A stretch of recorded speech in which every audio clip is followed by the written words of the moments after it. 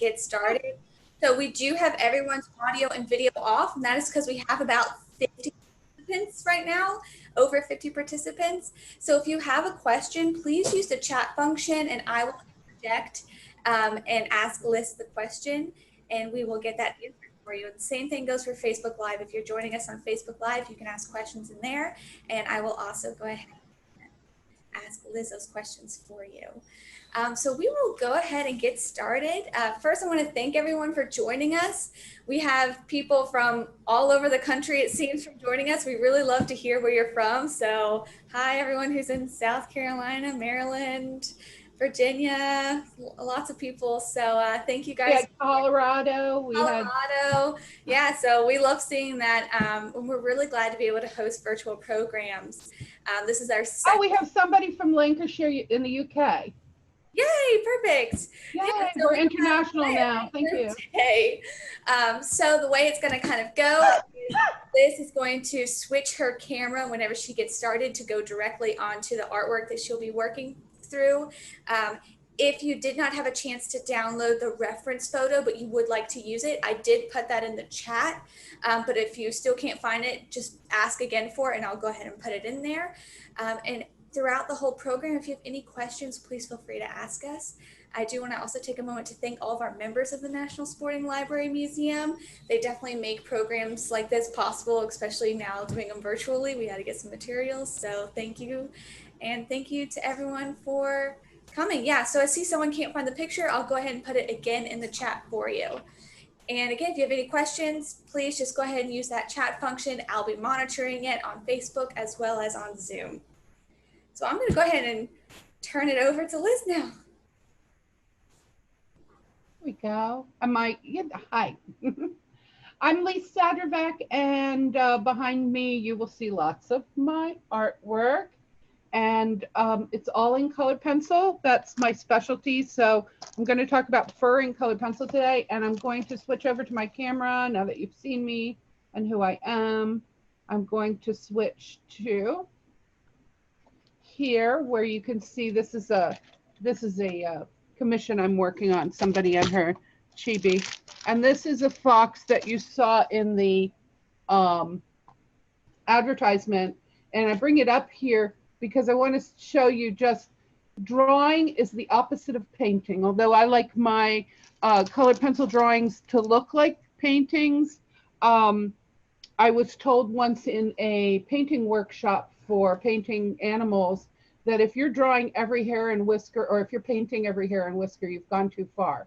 You know, painting's about the big shapes and the lights and darks. Now, we want those in the colored pencil drawing, but we also want to draw it so it looks like you're drawing every hair and whisker. And I apologize, my camera autofocuses from time to time, but it is the best setting. If I put it on a set, if I just set it, the whole class would come out very blurry. So what I do with the picture, just to go over transferring it, even though I have posted about this, what I do is I'll print out a draft copy if I want to trace something. Generally, my other work is from many, many photographs and lots of my imagination as well. But if there's something I need to trace, I'll print out like a draft copy of the picture. And you can use a transfer paper. It's graphite. And you lay it down in between this and the picture and then trace over it. Here I use pencil, but very often I'll use a red colored pencil so I can know where I drew and where I didn't because it's red instead of the black and white.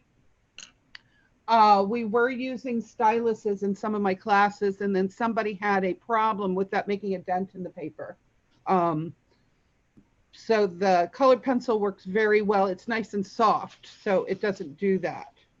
And they come, the transfer paper comes in black and it comes in white. So if you're working on different color paper, you can get different color transfer paper.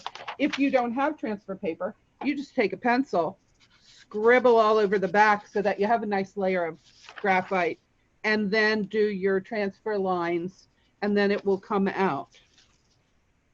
So I did it in pencil so you can see it, and I went over a few of them because sometimes you can't see it that well, and you go back to say, what was it that I was drawing? Then I have my reference image up on a screen, but it's nice to also print it out, because a lot of times what you see in print and what you see backlit on a screen are two different things.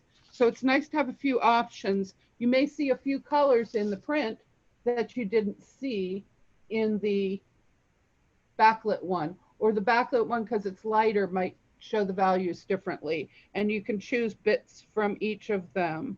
I loved this little young fox, and I did an eye, not to jump ahead of you guys, but just to show where we're aiming for. Sometimes when you blindly just start sketching in, you're like, well, how far am I going to go with this? And it's a little too, it's nice to have, oh, this is what I'm going for. Not necessarily this is what I'm going for, because this is a photograph. So somewhere in between, might be somewhere in between. So I usually start out with like a sepia pencil, and I'm not pressing down as hard as I'm going to end up. Over here, I've already used black and indigo blue and some other colors, but I'm putting some of my darks in sort of lightly. The other thing I want to know is, where are my lights going to be? Now, they don't have to be white, but since I'm working on a sort of beige taupe paper, I can put a little layer of white underneath. These highlights are actually very blue in the eye, because obviously they're reflecting the sky that's up above. So, and yes, I do start with the eye first all the time. I have a hard time looking at a piece of artwork that doesn't have eyes. I see people do portraits sometimes and they've got the whole skin there and no eyes, and it looks like such a mask. It's a little freaky to me. So I'm putting some of my darks in, putting some of my highlights in. That to me creates like the fence posts where I know how far I know where the darks are going to be. I know where the lights are going to be. I might not necessarily have put down exactly how dark it's going to be, but I'm not going to have anything darker or lighter. And those places are kind of reserved, because it might be hard to do a color over the dark, and it might be hard to do, well, it would ruin it to do a dark over the light. Another color that's good to put in when doing an eye, other than black, is to take an indigo blue into like the pupil area, Hey, where Liz, you already have a little blue. Yes. can you go back and tell us what colors you're using exactly? Sure. So far, I've just used sepia brown, a white. Sepia is a very neutral brown. So if you don't have sepia, pick a brown that's not too reddish, too whatever. And a very light blue, cloud blue, sky blue light, any of those will work. You can take a blue that has a little more oomph to it, but really once you do the white and the indigo, you kind of get that light blue that's a little bit stronger, because I'm putting the indigo in the eye, the pupil area. And what paper type are you using? What paper type? Yeah, what paper type are you using? I like to use Canson Me Tints paper. Canson Me Tints paper is a pastel paper. So you will want to choose the side that's smooth. One side is going to have bumps on it, almost like watercolor paper. And when you draw on it, it will look like pastel. Those bumps are there, just like bumps are in watercolor paper to catch the watercolor. The bumps are in the pastel paper to catch the pastel.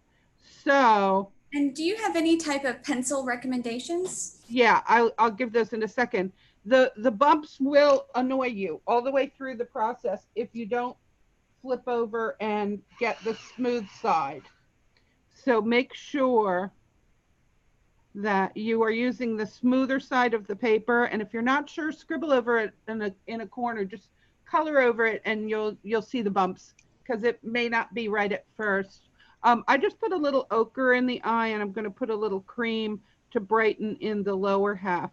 An artist by the name of Aaron Gadd, who's in the UK, wonderful pet artist, like probably the best in the world.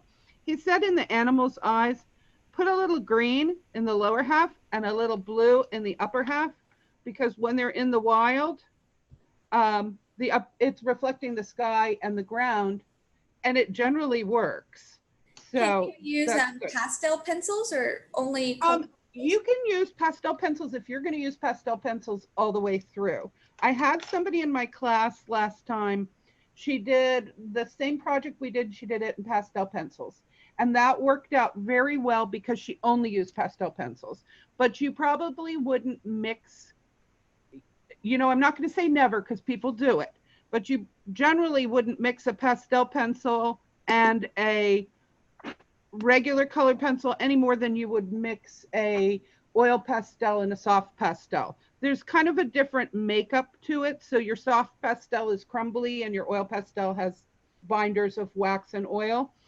Colored pencils that I'm using, and I'll tell you the brands in a second, they do have a wax oil lipid binder. And so they are different than the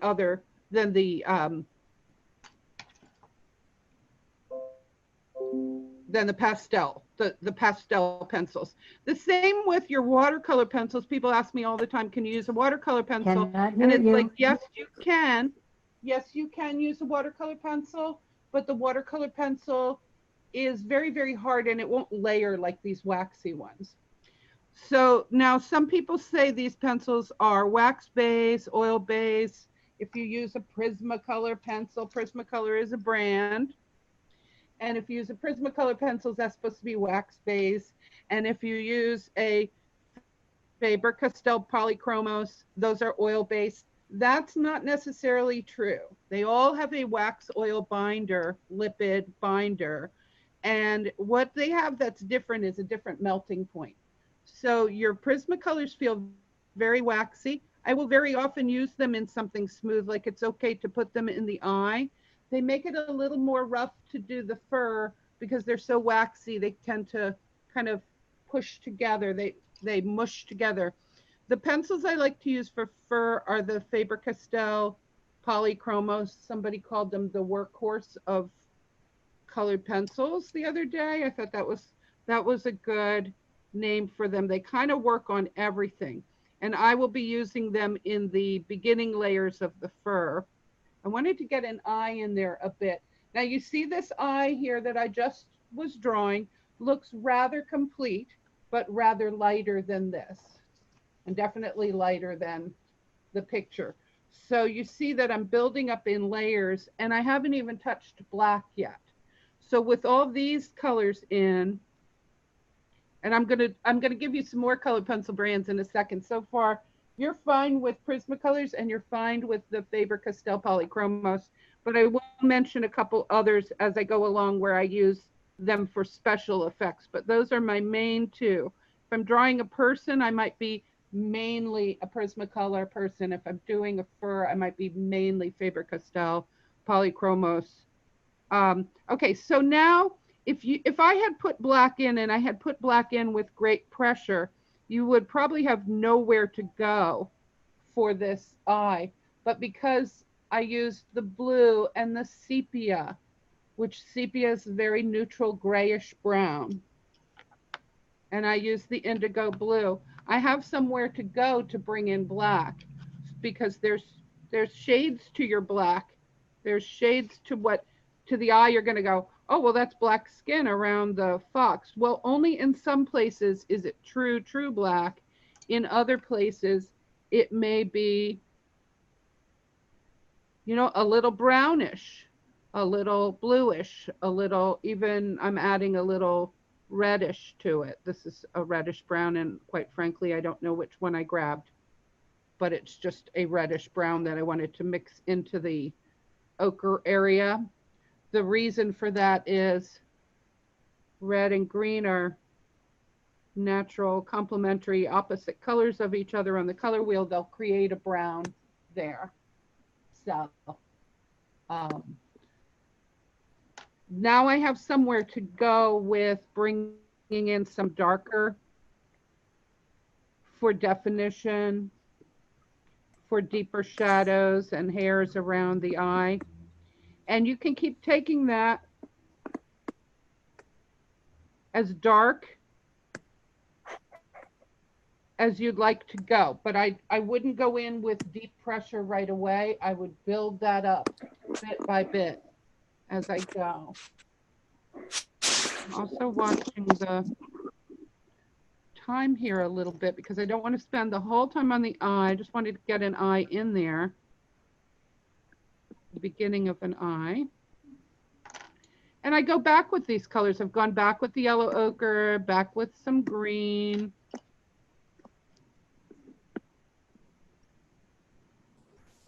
Liz, was that a black pencil you were just using? We had a question in the chat. The shorter pencil I had, yes, I used a black to bring in some definition, but now I'm going back with my other colors that I started out with, and I'm sort of blending that line of black into the shadows. So sometimes you don't want a black hanging out there all by itself. It looks very stark, but then if you blend it, let me bring that down. Now you can see. I guess I had my light was shining on it and it looked darker. Now do you see how dark? I've got it almost as dark, if not darker than the eye I had down here already. But it took me a while to get there. I did that in layers. When I do skin, which the reason I bring up skin is that I'm often recognized for some portraiture that I do. I would probably not put down just one layer of skin. We have 28 layers of skin, and it makes a translucent effect of the light on it, the color of it, the colors showing through it. And the same with all of this. An eyeball is a glowing object. Fur has a lot of depth we'll get to in a minute. And so I build it up in the same way with lots of layers because we're layered like that. Now I'm going to move on to the nose just to show you the technique of doing a nose. If you want something very smooth, you can do smooth strokes. You can even make your pencil go in little ovals, little tiny ovals. I'm actually making little ovals here. I'm drawing them bigger, but I'm doing ovals because they interlock. If I did circles, they make a texture which is only appropriate Hey, Liz, for an animal's can nose. you get closer to the mic? We have some people that can't really hear you very well. If you could just get That's a little closer. funny. Let me make sure I'm on the right mic because I should, my mouth is like right up here next to the mic and I don't know why. Have them check their volume because I'm on 100% and my mouth is right next to this mic. So I'm not sure why that's coming out that way. Do you find it hard to hear me? No, we have a few people say they can hear you fine. Okay, all right. Yeah, it might be their volume. I'm not sure. Okay, so anyway, the circle texture will interlock and make a texture that is probably it because it leaves a little hole in the middle. It works really well for an animal's nose where there seem to be these little almost dots to it if you zoomed in on this nose texture. So you can fill, if you're drawing a dog or an animal with this type of nose, you can fill in by making circles. Obviously, the parts that are dark, you can fill in smoothly and dark. Check out the construction of the way the nostrils go and then up the side like that. There's often a little split here. I always think of a fox as sort of half cat, half dog, but the nose is definitely sort of the dog part. And again, stay off of using black right away. And when you do use black, you see I'm using it as a gray. In the nostrils, it was okay to go ahead and put it in dark. However, then I went a little lower than I meant to and had to erase it. You just don't want to have to erase a lot. Erasing damages the paper, and some colors just don't come up as easily as one would want them to, because they are staining the paper. So again, there's a highlight on this nose. And if you noticed, I didn't go in with my white. I kind of went in with my light blue because it's probably reflecting the sky. Although in some places it seems almost white right in here, and maybe a little bit of down here. Or if not white, it's a lighter blue, so I can add white to the blue. If I use my sepia, my indigo blue, my black without a lot of pressure, I can kind of get the dog nose, the fox nose, feel the texture of it. And you can go back in with a small eraser. Here are some of my favorite erasers. Monotombo makes an eraser. I like, it kind of pops out like a mechanical pencil. And you can always take an Xacto blade and cut, whoopsie, it was loose, and just cut the tip off, which I'm not going to do over my picture, because then I would cut my picture. And then you get a nice sharp edge to it. But if you don't have that, my other favorite is just a regular school pencil. And regular school pencil can also be trimmed with your Xacto blade so that it has a really sharp edge. And you can go in and sort of take out a few dots. This subtraction method of doing the drawing, this one is more rectangular, so you can get an edge with it. But these are probably what I use the most. So what I'm doing is I'm just kind of dabbing. Some people do it with a kneaded eraser, or even the, the wall putty that teachers used to stick things up on the wall with, pictures where you don't want to put tape on the wall. And that will leave little places where a lighter pencil can come in and put that dot texture that is the dog type nose. The fox, the wolf, they all have this type of a nose with this type of a texture. So you can get it by removing a little and then coming back with your black in some of the areas and maybe deepening some of those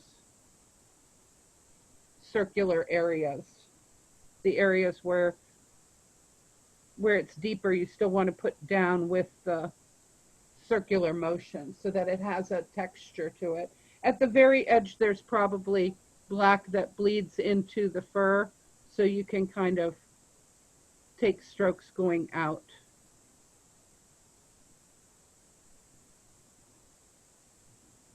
So that's a nose, and that's an eye.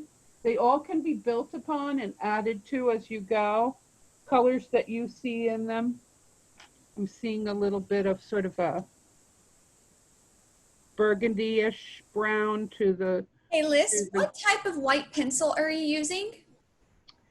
I am using a variety of whites, and they each have a different purpose. And that's why I said I'll mention some other whites later. I don't get much use out of the Faber-Castell white, although I do like their cream. I don't know why, but I don't like their white. I do like their cream.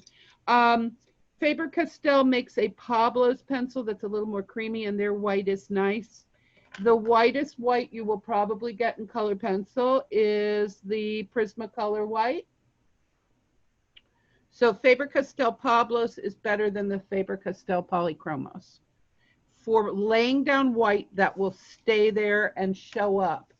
Now, if I had put something down and I need to do a light bit over something that's already dark, you can see right here, I'm making a little white eyelash over the dark. I don't know if you saw that. The pencil that will do that for you is made by Karen Dash, and it is a watercolor pencil, but we use it dry, and it is called Museum Aquarelle. Aquarelle is the French watercolor pencil word. So when you see aquarelle on a pencil, it means it's a watercolor pencil. But their Museum Aquarelle in the white is the white that will do light over dark if necessary. And sometimes in fur that's necessary. So those are the ones that I said. I'm going to mention a few other pencils. But I want to get into fur because drawing fur is a whole other thing than drawing anything else. In fact, when I'm teaching my classes, which you can all find on my website, which we're going to post in the chat too. But if you miss it, it's lisarts.com. We'll take you there, lisarts.com. Fur needs to be put down in layers. Anything you draw is almost a different technique in color pencil. We had a smooth eye. We have the texture of the nose. The fur is going to be another texture. Last week in class, we drew a silver teapot. That's a whole other thing, drawing reflections, drawing metal, how the metal takes the light. So each thing you draw is, each texture you draw is a different technique. And the wonderful thing about color pencil is it is the best medium for anybody who wants to get realism. I'm trying to keep my hand shadow out of the way. I am very lightly adding color in the color direction, etc., of the fur in an area around the eye and going into the nose. I'm just doing that with my polychromos in a, middle tone color here. It's the burnt ochre, if you wanted to know.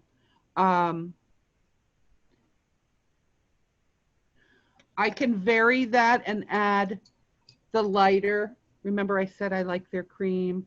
I want to put a few of their lights in. I'm not using much pressure at all, and there's a reason, because there's a technique to doing fur, and it takes many, many layers. A lot of people just want to draw, I'll just draw the lights and the darks and put the different strokes of fur, and they're going the right direction. I used to do this. And they're going the right direction. It'll look like fur, and voila, I'm done. But fur is so many deep, deep, deep layers. If I'm looking at this guy, he's got the fur we see on top. He's got the undergrowth growing from underneath. He's got longer whiskers. There are pieces of fur that if you pluck them out from the poor guy, they would have 3 different colors on one strand, with a dark tip and an orange body and maybe light underneath. So they might even have 3 colors on the same. So just like I wouldn't do skin in one layer, I would not do an animal's fur in one layer, now that I sort of know what I'm doing a little more. So what you want to do is you want to lay down a layer of color. It is the direction, it is the length, it is the colors of the fur, but it isn't the end of it. That's just the beginning. This is not the end of it either. I kind of put down a layer over here so you could see beginning, middle, and then we'll work up from there. So, but you can see I'm taking a medium color, a light color, and a darker color, if those are the 3 colors that are in that area. So there's a lot of light here.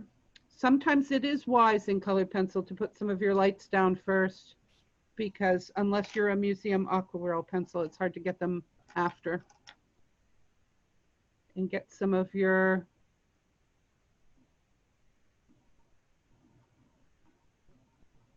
orangey, burnt ochres,